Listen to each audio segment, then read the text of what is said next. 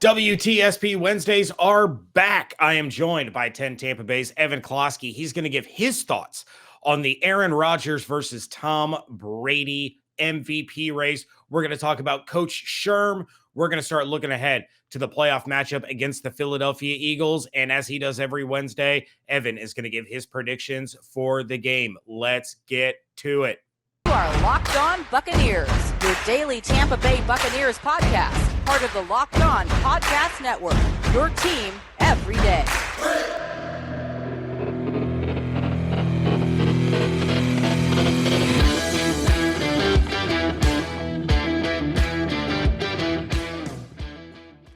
What's up, and welcome to the Locked On Bucs podcast, free and available on all platforms, including YouTube. Make sure you check out everything David Harrison and I are doing over at BucsNation.com. Make sure you follow along on Twitter at Locked On Bucs, at JArco_Bucs, at DHarrison82, at eKlosky WTSP, and at Bucs_Nation. That's right. Finally, after a month, WTSP Wednesday has returned. There were scheduling conflicts. There was craziness. There was internet blackouts. But Evan, we back. We are back. You know what? A lot has changed. You got to wear a mask now inside. It's been a crazy stretch, but we are here, and we are about to get a rolling, baby. It's playoffs. This is what we've worked all the time for. Yep, we got Playoff Klosky on the Locked On Bucs podcast. Playoff Lenny, Playoff Klosky. This is how it works. That's right. But before we get into the playoff discussion, which is going to be coming up in the next segment, David and I had a very long conversation about it's the two-headed monster for the MVP, Aaron Rodgers, Tom Brady. Both sides have compelling cases. You can make an argument for either side to win this award. You can make an argument against either side to not win this award. I had said on yesterday's episode that if the Colts make the playoffs, I think the MVP is Jonathan Taylor. You said right before we started recording that Cooper Kupp should have been in this conversation because of the absolutely stellar year that he had, but the MVP is no longer the MVP, right? It's who is the quarterback of the best team. That's who's going to get the award. So David put together a bunch of different stats comparing the two. Brady and Rodgers, both teams had the same record. Both of their offenses had 4.3 yards per carry on the rushing side. Brady had more attempts, more completions, more yards, more touchdowns, and he had a higher drop rate. His wide receivers were dropping 6.7% of passes compared to Green Bay Packers receivers dropping 4.2%. So Brady's stats could have been even a little bit higher. But you take a look at the Rodgers side, more wins against playoff teams. He has a better passing percentage. He has fewer interceptions. He has fewer turnover-worthy plays, and he has more yards per average. What is your stance on the MVP race between Brady, Rodgers? Who do you think deserves it? Who do you think is going to end up with it? What are your thoughts on it? It's a super – okay, the number one thing that I want to say about this race is I don't know why Rodgers is such the runaway favorite. Okay. Let's go back. Brady was the leader in the clubhouse. He was the favorite for MVP until the Saints game, right? Now the Saints game was a disaster. Nothing short of just a horrific performance all around. You know, from the outside looking in, that was on a primetime slot, and it was a team screwing up against the Saints, a team they should have beaten. When you look at just, black and white, what the teams look like roster-wise. Having said that, I'm somebody that believed that the Saints defense, if they would have made the playoffs, would have been very dangerous. The Saints defense was completely healthy that game. Yeah. So that's one thing. While their offense was a mess, which is why we had a 9-0 score, their defense was fully healthy. And two, Brady lost Godwin and Mike Evans in that game. So did not have Antonio Brown. So you lost Leonard Fournette. Mm-hmm. We had Jalen Darden going out for passes. So, while Aaron Rodgers did have that performance when he was also missing a ton of his guys, I believe, against the Cardinals, right? Yeah. He was able to weather that storm. I don't know where I stand. It just depends on where you put the most emphasis. I mean, look, Bruce Arians in this system is made to put up a lot more yards. People say that Brady padded stats. There was no padding of stats. I think there was one BS touchdown at the end of the Miami game. I think that was the only one I can really find.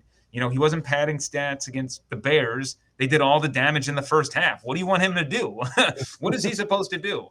So, go through all the games. And the problem is why you think he was padding stats is because the Bucs defense was injured for a large portion of the season. And that made for a very uneasy feeling for the offense, which was for a long time very healthy and was able to really carry the load for this team. So there was never really this sense of feeling safe. They had to always put up points when necessary because, again, their defense just didn't have the bodies to feel confident on that side of the ball. So I think, as you mentioned off the top, if you told me that Brady is your MVP, I have an argument to tell you, well, here's why Rodgers should be it.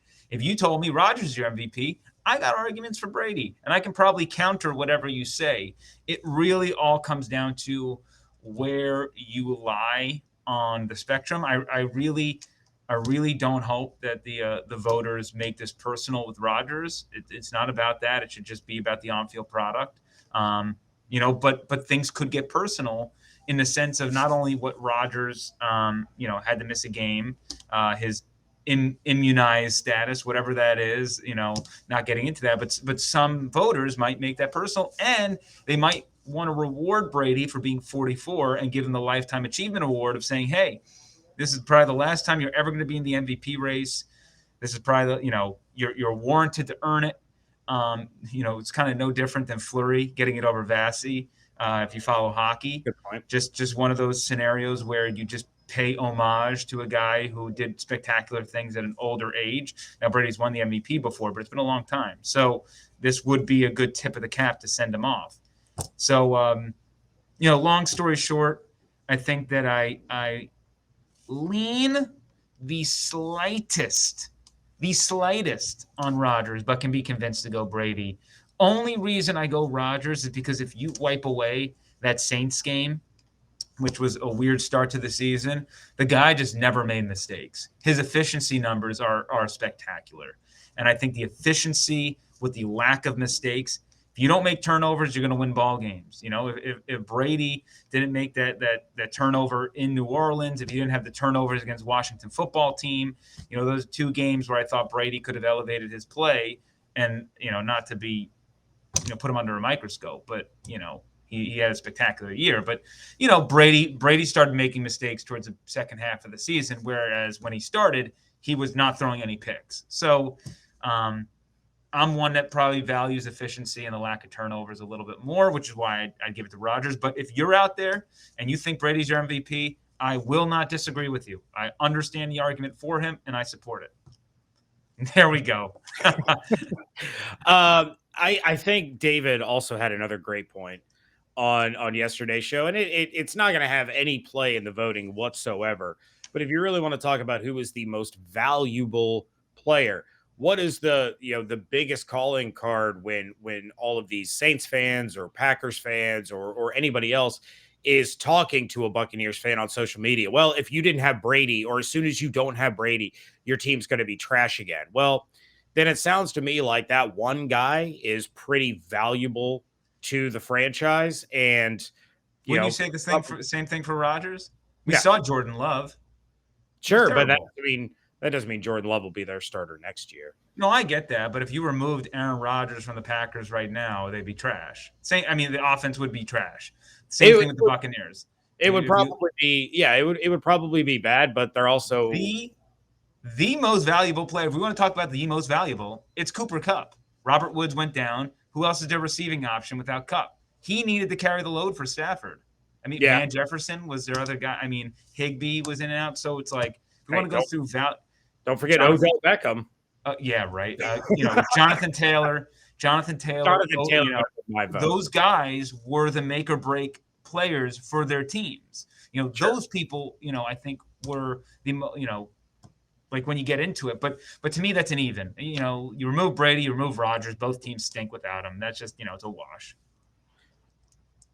Honestly, the Buccaneers are definitely worse off without, because I think the Packers defense is a little bit better. But yeah, well, it's something that's not going to get resolved for a few more weeks, but something that could get resolved are some of our viewers and listeners' New Year's resolutions. And of course, that means getting fit, eating healthier, and that means they need to include Built Bar into their plan. Built Bar is a protein bar that tastes like a candy bar, maybe even a little bit better.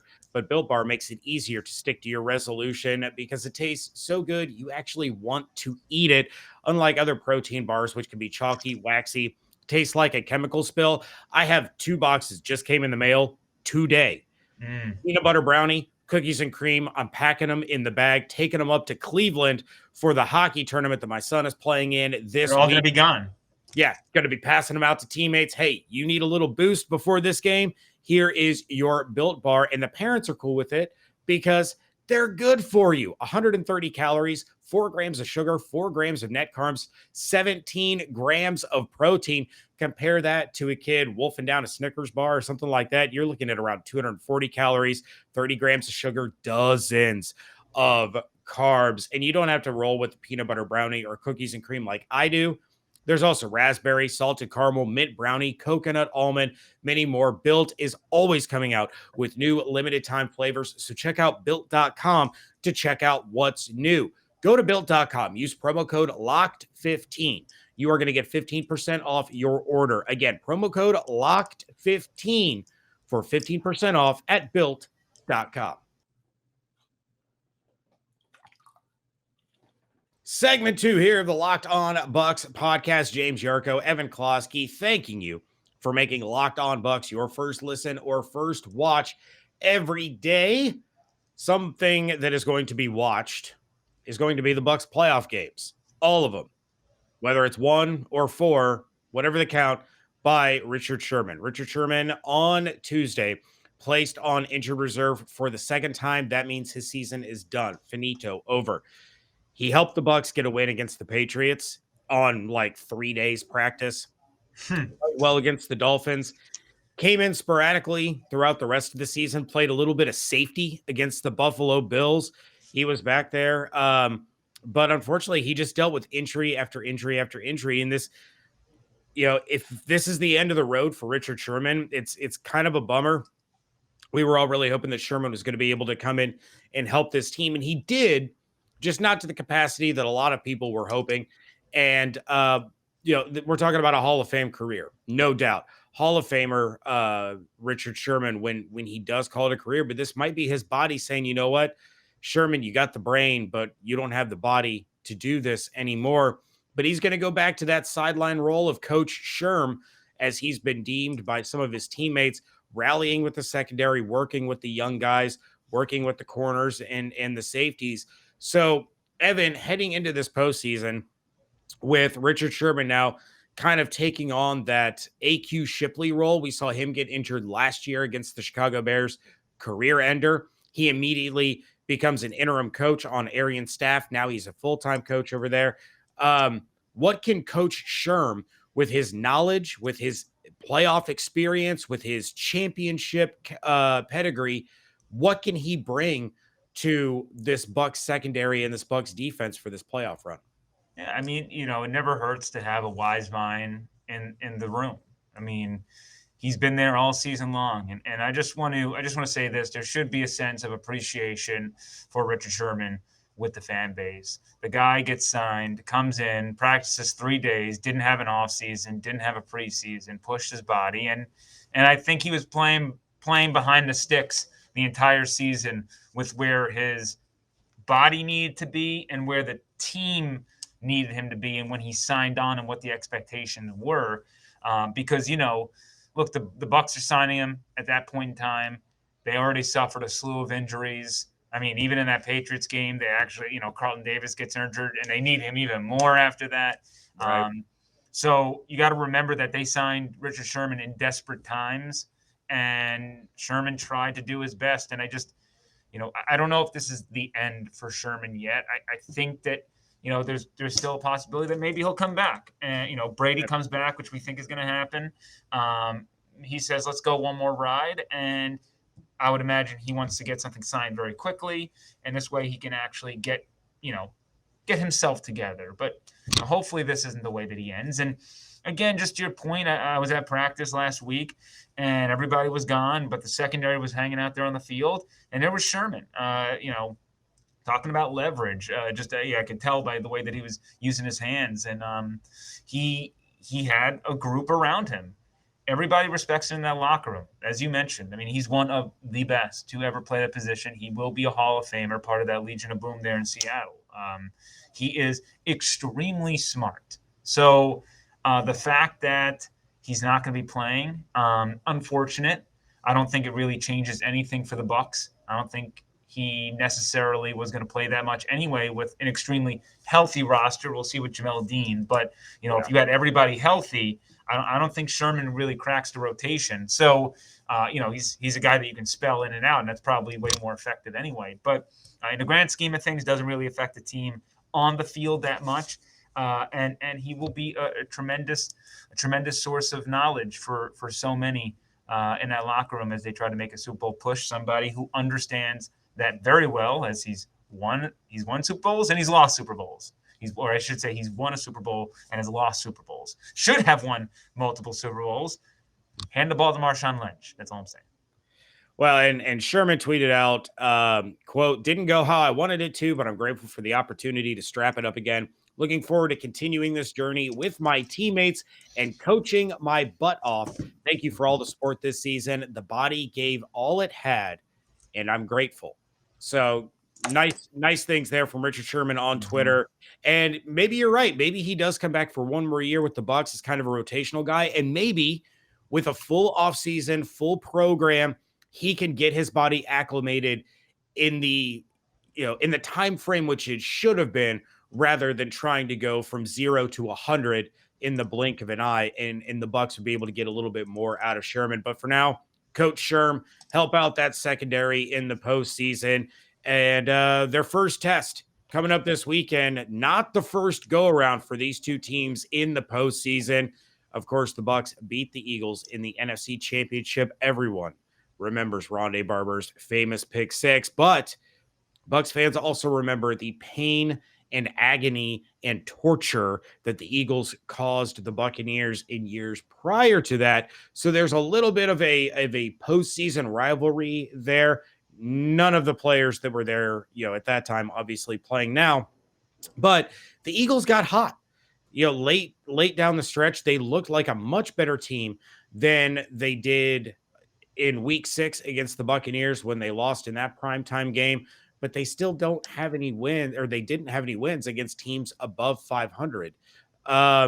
So you take a look at the matchup. It's in my opinion, it's a good matchup for the Buccaneers, obviously. But what is, in your opinion, the biggest threat that the Eagles pose to the Buccaneers in this game? It's the running. It's Jalen Hurts and going off script and breaking containment and all that stuff. The first meeting that they played against the Eagles, I believe Hurts only had 44 yards rushing. He had 2 touchdowns, but it was something low. So they did their job. When you force Hurts to be a quarterback and not a scrambler, you're going to force him to make mistakes.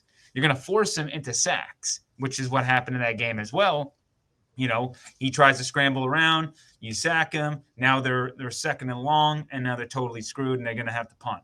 So they just need to dig up that old playbook that they had in week 6. But you got to remember, they're a totally different rushing defense now versus then. Coincidentally enough, they did not have Levante David in that game against the Eagles. They did just fine.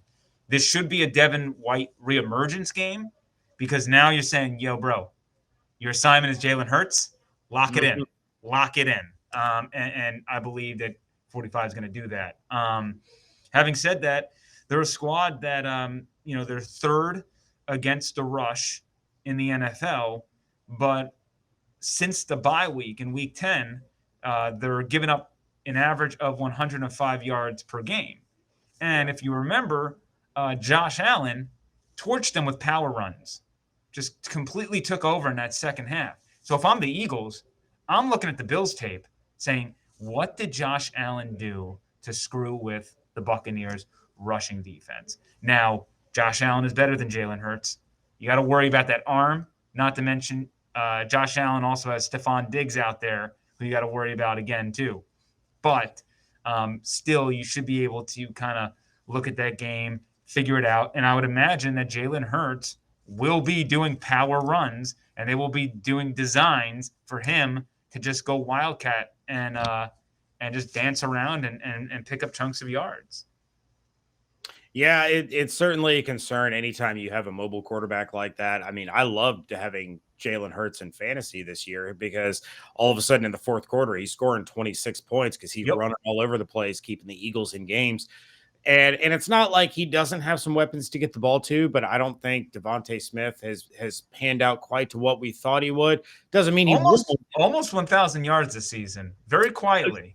Absolutely, very quiet year. I mean, he could end up being one of the best receivers in the NFL, no doubt about it. But sometimes there is that little bit of an acclimation period. He's getting used to the NFL game, getting used to Jalen Hurts as his quarterback. They're working on that chemistry. I think he has one of the better tight end pass catching options out there in Dallas Goedert. It's the Eagles are a good team, but I don't know if they're good enough to overcome the Bucs. But you're 100% right. The key is being able to prevent Jalen Hurts from beating you with your legs. We're going to get to Evan's predictions here in just a moment, but first I have to tell you guys about an incredible app for anyone that buys gas, and that, of course, is Get Upside. Our listeners are making up to 25 cents for every gallon of gas every time they fill up. Just download the free Get Upside app in the App Store or Google Play right now. Use promo code TOUCHDOWN and get a bonus 25 cents per gallon on your first fill up. That's up to 50 cents cash back. Don't pay full price at the pump anymore. Get cash back using Get Upside. Just download the app for free. Use promo code TOUCHDOWN and get up to 50 cents a gallon cash back on your first tank. Some people who drive a lot are making up $200 to $300 per month in cash back. There's no catch. The cash back gets added right to your account, and you can cash out anytime using your bank account, your PayPal account. You can redeem it for e-gift cards because who doesn't love shopping on Amazon? They got everything. Just download literally everything. Literally. Just download the free Get Upside app. Use promo code TOUCHDOWN to get up to 50 cents a gallon cash back on your first take. That's promo code TOUCHDOWN. Some of that cash back that you get, you can roll right over and hammer the Bucs this weekend against the Philadelphia Eagles with our friends at Bet Online. Bet Online remains the number one spot for all the best sports wagering action for 2022. New year and a new updated desktop and mobile website to sign up today and receive your 50% welcome bonus on your first deposit with promo code LOCKED ON, LOCKEDON. Locked On for a 50% welcome bonus on your first deposit. From football, basketball, hockey, boxing, UFC, right down to your favorite Vegas casino games. Don't wait to take advantage of all the amazing offers available for 2022. Bet Online is the fastest and easiest way to bet on all your favorite sports. Bet Online, where the game starts. Wrapping things up here on a Wednesday edition of the Locked On Bucs podcast. James Yarcho, Evan Klosky on Twitter at JYarcho_Bucs at E Klosky WTSP. It's prediction time. Let's go, baby. You've been real good at these. We had somebody call in and ask us if we had ever gotten any predictions like dead on, things like that. And David and I answered it on yesterday's show. And it ended up having to be cut for time because we were about this close to getting in some big trouble for running so far over. But we'll circle back to it at some point. David and I will. But you were on a run there at the beginning of the year that you just week after week after week, you were either getting your player of the game right or your bold right, or I think you nailed the score dead on once or twice. but or There was a 1 week that I was like a 1 or 2 points. I think it might have been the Patriots game. I think the Patriots game might have been. I almost nailed the Patriots game if I remember. I know that I nailed Gronkowski out of the gates that first game at 2 tutty. Yes. I nailed that right out of the biz. So yeah, I had moments. You I absolutely had some peaks. I had some valleys. And that's part of the fun of it. Yep. That's part of the game. So let's play that game, Evan. I'll be doing mine, of course, on Friday's episode with David. But let's jump in first. Playoff weekend, home game, Philadelphia Eagles, Tampa Bay Buccaneers. Who is going to emerge as the player of the game? Player of the game defensively is going to be Devin White, but my overall player of the game is going to be Rob Gronkowski. The Eagles are not good against the tight end. Even in the week where they didn't have Gronk against the Eagles the first time around, the combination of O.J. Howard and Cam Brate, I think, had 9 receptions, 75 yards, and a tutty. So, they need Gronk and Mike Evans desperately here in the playoffs, and nothing screams to me more than Rob Gronkowski taking over like he has the last couple of weeks than this game right here. I'm expecting a monster performance, especially in the red zone. Even if the yards aren't there, when it comes red zone time, touchdown tutty, Rob, whatever he calls himself, Robbie Tutty, red zone Robbie. I think red zone Robbie. That's it. That might have been it. Now, this is a guy, he didn't score a touchdown in the postseason last year until the Super Bowl. Yeah. But the Bucs need him. They need him to produce. They need him to move the chains. They need him to score touchdowns. I like the pick. I think the Eagles defense is definitely susceptible to the tight end position as they have put on display, not just against the Bucs in week 6, but all year long. Yep. What is your bold prediction for this one? How wild and bold are we getting for the postseason? Jalen Hurts less than 30 yards rushing. Okay. I love it. Devin White is that spy. Yeah, gotta keep him in check. I am sold on the fact that Todd Bowles versus a young coaching staff, even though I will say this, the Eagles have had 2 weeks to prepare for this game. Mm-hmm. They have known that the Buccaneers are their likely opponent for a while. To be fair, I think the Buccaneers have as well, but the Bucs had to fight for seeding. The Eagles punted the game against the Cowboys, and I'm sure they were studying Bucs film then. They were the previous week, and they're studying up again even more. So sometimes you'll hear from Super Bowl coaches that you can get caught over analyzing and overdoing it. I think the Eagles are this is gonna be this, every team kind of needs that wake up moment, like welcome to the show. And I think a lot of people on the Eagles team, they're gonna have that experience, and it's gonna make them better in the future. But I think Bowles will be able to expose the Eagles a little bit, fluster Hurts, and as we saw in the national championship game when he got pulled for Tua, sometimes you can game plan for Hurts, and when he's frazzled and not looking good, it gets ugly and it gets bad. So Hurts can be great, but he can also be really, really bad. All right. Well, what is your score prediction in this one? Final score 27-17. Bucs cover. Bucs move on. I think the Bucs will take care of business. Maybe the Eagles come out with a quick touchdown. The game scripting helps. They get through that, and maybe it's a little tight there at halftime. But Tommy and the boys, they'll get it done, and I think they'll cover. All right, and real quick, something that I didn't prepare you for, but it was a conversation my son and I had, and I'd like your take on it as we have a couple of seconds here before we wrap. What team are you most afraid of if you're the Buccaneers to face in the postseason? The Rams. That's why I've been talking about it. I talked about it on Thursday. The almost the money situation happened where you had the Cardinals slip into that 3 slot.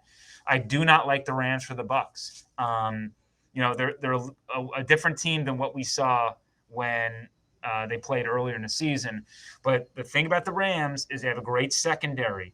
You have Jalen Ramsey. Ramsey will just match up on Mike Evans, and he's taken off. Then the rest of the team will just focus on Gronkowski. Now, you're pretty much depending on Leonard Fournette. Well, they have an explosive defensive front, Von Miller. So the